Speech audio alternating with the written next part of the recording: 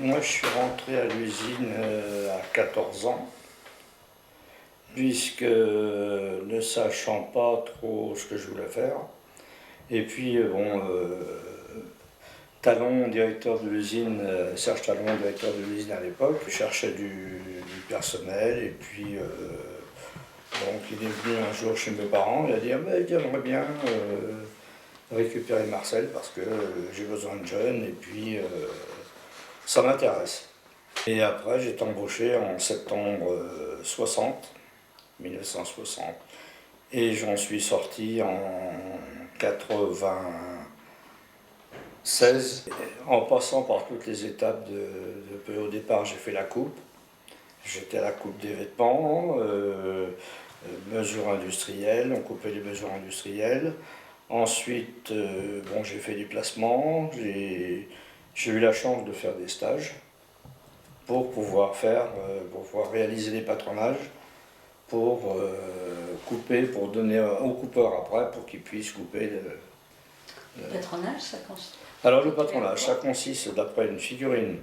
On a des stylistes qui font des figurines, qui font des croquis, et ils présentent ça à des gens. Donc mon patron, qui était Chauvet à l'époque, parce que j'allais avec lui à Paris voir les stylistes, mon patron choisissait, dit voilà, moi je voudrais bien ce blouson, ou cette veste, ou ce pantalon, ou ce manteau. Et après, il fallait que je me débrouille, moi, réaliser un patronage pour faire un vêtement qui ressemble le plus possible au croquis qu'on avait eu. Donc ça, c'est un patronage de parka que j'ai fait avec gilet amovible à l'intérieur.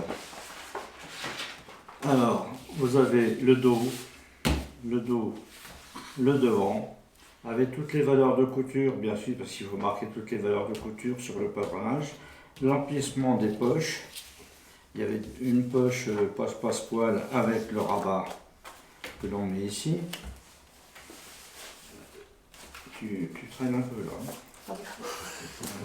Bon, il y a la manche entière avec l'ouverture, le poignet, manche entière. Vous avez le col, dessous de col avec les bananes aussi bien dessus-dessous. Mais c'est des noms de bananes, bon, enfin c'est pas un régime, c'est la banane qui va ici, la banane qui va là. Vous avez la collerette intérieure qui va là-bas, qui va là-haut. Ça, alors, banane là. Après, la soupate devant, il y a une patte, c'est un zip. Il y a un zip sur le devant qui monte jusqu'en haut, avec une soupatte, une autre soupatte ici, voilà, comme ça. Il y a ensuite, vous avez une patte qui va se remettre dessus avec un zip ici, et qui vient avec le gilet amovible à l'intérieur là. Le zip est monté là, le zip est monté là. Vous avez une poche intérieure ici qui doit se trouver quelque part par là, voilà. Avec bien sûr tout indiqué, les velcro qui maintiennent la patte, qui maintiennent la poche pour pas qu'elle s'ouvre. Ça, vous avez ça, c'est les fonds de poche qui vont à l'extérieur. Et ça c'est la manche extérieure. Voilà, donc ça c'est la manche à l'intérieur qui est ici, avec des petites pattes. Il y a plein de petites pattes qui viennent se rajouter avec des boutons, pour pas que ça se voit. Donc voilà en quoi consiste un patronage de parka avec gilet amovible, et vous voyez qu'il y a des morceaux. Effectivement. Vous voyez qu'il y a des morceaux, donc il ne faut pas se tromper dans les morceaux quand on prépare le patronage. puisque tout doit se monter impeccable, avec des crans de montage. Quand on voit ici par exemple, ici il y a une ouverture, donc ça arrive ici, les crans ils arrivent en face, le bas il arrive en face. La manche, quand on monte la manche, ici il y a 2 crans pour indiquer le devant, qui se montent avec ces 2 crans qui sont là, donc on monte la manche comme ça. Ce cran il va à la couture de l'épaule, ce cran là il va à celle-ci, et la couture arrive juste en face ici. Donc la doublure c'est exactement pareil. Le col, quand on voit le col, comment il se monte comme ça. Donc ça on le monte, c'est pas cette banane, c'est l'autre, enfin c'est pas grave, c'est pareil. Voilà, c'est ça. Puisqu'il y a 2 crans, pour différencier le dessus du dessous, on fait des crans supplémentaires, parce que sinon on peut très bien confondre soit le dessus, soit le dessous. Donc ici il y a 2 crans, ici il y a un cran, ça c'est le dessus, ça c'est le dessous. Donc les 2 crans d'ici se montent avec ça, et le cran d'ici se monte avec ça. Ça monte avec ça, comme ça. Donc, alors après, ça se monte dessus, ça se remet dessus en couture, et tout est indiqué, tout doit être indiqué sur le patronage, aussi bien les coutures d'assemblage de 6 mm, de 10 mm, puisque pour le montage de la chaîne, c'est important, parce que la fille, elle ne sait pas autrement si on monte à 6 mm ou à 10 mm. Et j'ai même poussé la plaisanterie, quand j'ai fait ce patronage, de faire des dessins techniques pour Alors à la coupe, au début, qu'est-ce qu'on fait? Quand le tissu était coupé, les vêtements étaient coupés, il fallait préparer, moi j'étais au pantalon, préparer les pantalons, les mettre un par un, on les roulait avec tout ce qu'il fallait pour faire le pantalon. Tous les morceaux? Oui, tous les morceaux, pour que ça s'en aille en chaîne. Ah, c'est important. Après, on m'a mis à tracer les vêtements. Tracer les vêtements, les couper. On en coupait un, on en coupait 3 ou 4 à la fois, quand on pouvait avec les ciseaux. Et c'était une coupe qui se faisait uniquement au ciseau, ou est-ce qu'il y avait des machines? Au ciseau à la main, quand c'était pas très épais. On avait comment ça s'appelait? On les appelait les aisettes, nous, mais c'était pas comme ça. C'était pas comme ça. C'était un ciseau Ça faisait un ciseau avec une petite lame, ouais, quand c'était un peu plus épais. Une lame circulaire, électrique. Sinon, on avait des grandes lames. Un tip top. Que vous teniez à la main, hein, ou... Ah non, on faisait passer le tissu comme ça. Enfin, moi, je ne l'ai pas fait beaucoup, ça, mais ça m'est arrivé parce qu'après, on appelait ça être volante. Alors, quand on est volant, il faut savoir tout faire dans la coupe. Quand il manquait quelqu'un ou qu'il y avait un gros coup à donner, ben, j'allais là-bas. Au tout départ, la grande production, c'était quand même le costume d'homme. C'était le costume d'homme, mais c'était que de l'homme, oui. Jusqu'en 85, c'était que de l'homme. Parce qu'on travaillait pour Chauvet, Jean-Pierre Chauvet, c'était lui qui était le donneur d'ordre principal de l'entreprise. Puisque Jean-Pierre Chauvet avait quand même la moitié des parts avec Talon au départ dans l'entreprise. Et c'est pour ça que ses collections à lui, c'était lui qui décidait quel type de vêtements qu'il fallait dans ses collections, puisqu'on présentait quand même 2 collections par an. Et c'est lui qui choisissait le tissu, c'est lui qui choisissait toutes les fonditures pour aller sur les vêtements. Et il avait son réseau commercial, et les frères Chauvet étant les principaux donneurs d'ordre de Sèvres-Océan, ils ont décidé de mettre Sèvres-Océan en dépôt de bilan pour pouvoir, eux, continuer leur fabrication à l'extérieur. C'est pour ça qu'il y a eu des vêtements qui ont été fabriqués au Portugal à une époque. Et donc déposant le bilan à Montournai, tout le monde se trouvait licencié. Et c'est là qu'on a décidé de partir en coopérative ouvrière. À 45 personnes. Et 45 personnes qui ont été choisies, enfin choisies, non, oui, hein, si on veut, Mais il y a eu plus de personnes qui ont été choisies, mais il y en a 45 qui sont restées pour repartir en coopérative ouvrière. C'est-à-dire qu'on a remporté de l'argent pour faire un capital, et de 45, on est monté à 80 en 1 an et demi, 2 ans. Donc, Donc, oui, parce qu'on avait du travail, on connaissait. On travaillait déjà en sous-traitance pour certaines personnes. Donc ces personnes nous ont bien aidés après à repartir, et on a cherché d'autres donneurs d'ordre pour pouvoir travailler à temps complet. La SCOP, ça s'est terminé comment finalement? Avec le départ Ah ben je sais pas, parce que la En SCOP, 2000, ça c'est fini.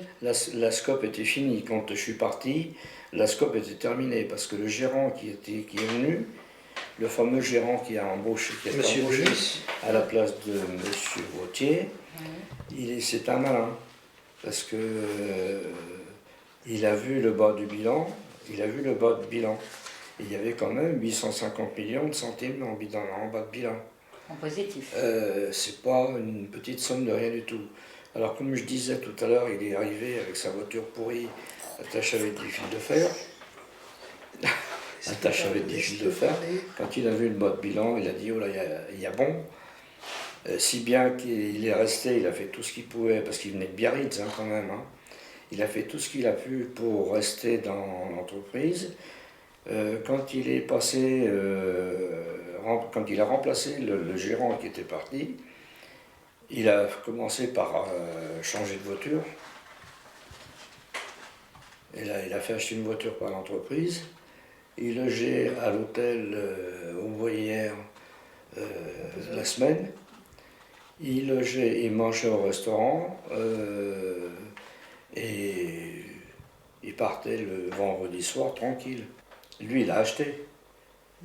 Et à un moment donné, il s'est trouvé avec 51% Des actions dans l'entreprise. Alors j'avais dit aux autres, Majoritaire. moi j'étais actionnaire d'entreprise, Lucette aussi.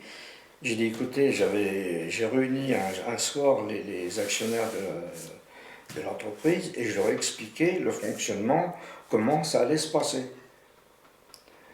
Ils m'ont dit, t'es un rigolo, tu connais rien. J'ai dit, vous allez voir, vous allez vous faire avoir.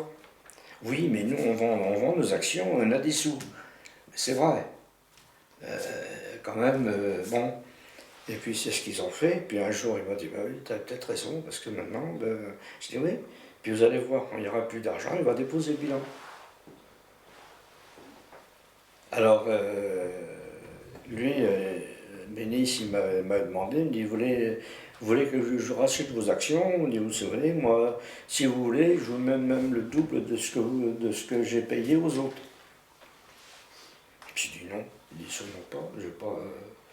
J'ai dit je veux pas, je garde mes actions. Et la SCOP donc s'est arrêtée à ce moment-là, quand il a été. Parce qu'en plus, il était actionnaire majoritaire. Il a dissous la coopérative ouvrière, et il est parti en SARL. Et comme il est parti en SARL, je dis écoutez, il vous faut 3 personnes pour monter la SARL. Je dis moi je veux bien faire partie de la SARL. Ah, il me dit non, c'est pas possible. Je dis comment ça, c'est pas possible, je suis actionnaire, comme vous.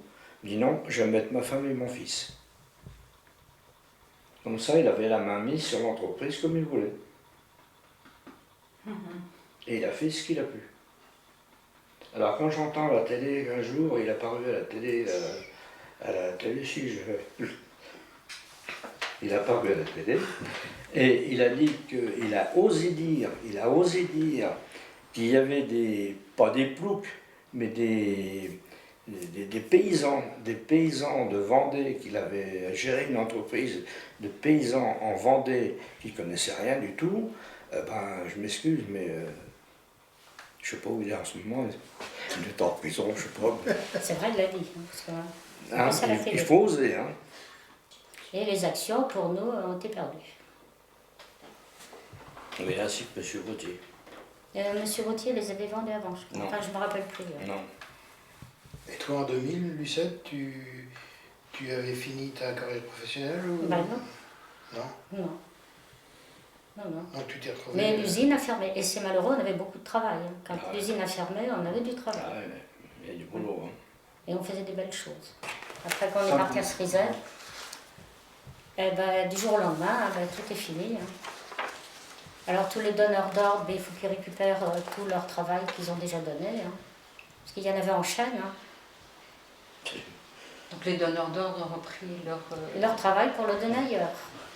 Oui, là, Joël Roger disait Ouais, on en faisait partie. Là, la fermeture a eu lieu en 2000. En juin, nous avons touché notre préavis. Et en juillet 2000, nous étions tous licenciés. Mais c'est malheureux que ça finisse comme ça, parce que bon, il y avait quand même beaucoup de travail à cette époque. 6h30, on était bien payés. Hein. Oh. Ah oui, à propos, quel était votre salaire en entrant? 1 franc 25 de l'heure. Ah ça je me rappelle, ou 1 franc 15, je ne sais plus.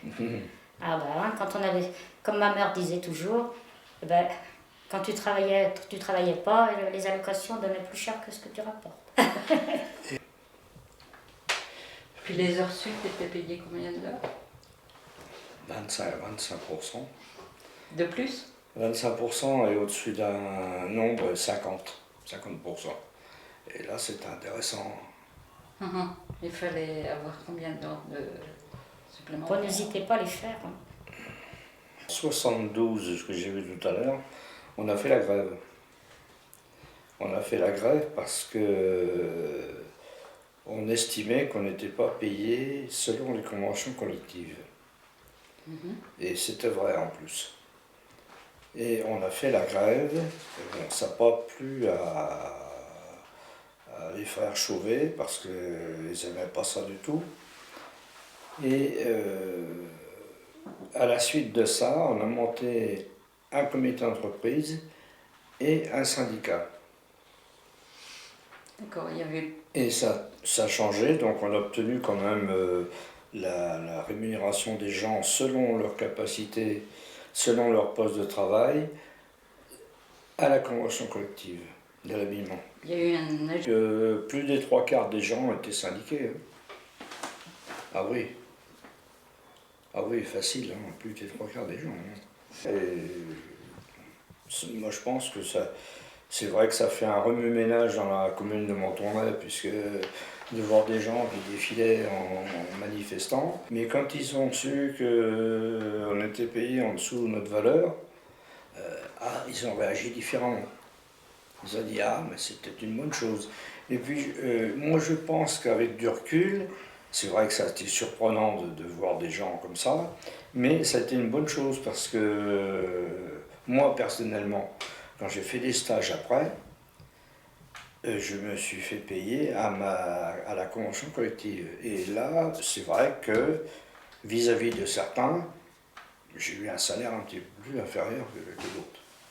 Mais bon, pas inférieur, supérieur, pardon. Oui, Supérieur que d'autres. Bon, mais ça... mais j'aurais pas eu la convention collective. Mais c'était jamais dû eu ça. parce que ça... Oui, c'était un dû. Voilà. C'était un dû. Il fallait réajuster à la convention. Un réajustement. Alors, parle-nous un peu de ces salons à Paris, là, où tu partais avec Roger. Alors, les salons à Paris, c'était bon. On avait un mannequin local, Jean-Luc Poupin, qui est rentré dans la morphologie des vêtements, et c'est lui qui présentait aux commerciaux déjà. Ici, c'est lui qui présentait les vêtements. Et après, on allait au salon à Paris. Alors, le salon à Paris, c'était mémorable parce qu'on partait le samedi, parce qu'il ne fallait pas prendre ce temps de travail. Il ne faut pas non plus. Hein. Et on partait le samedi matin et on rentrait le dimanche soir. Et on allait donc. C'était plutôt. Pas de l'espionnage, mais voir ce que les autres concurrents arrivaient à faire. Voir ce que les autres concurrents arrivaient à faire. Et on prenait des notes. On prenait des notes, on faisait un petit peu d'espionnage si on veut. Mais bon, on passait 2 jours fatigants, mais 2 jours bien. C'était bien, c'était enrichissant aussi parce qu'on avait des contacts avec d'autres des vendeurs de produits aussi bien tissus que doublures, que thermocollants qu'on mettait dedans, des produits qui rentrent dans la fabrication du vêtement. Et comme ils passaient à l'usine déjà à l'avance, on les retrouvait là-bas sur le salon et on discutait avec eux de pas mal de choses, des tendances. C'est vrai que c'était intéressant. Fatigant mais intéressant.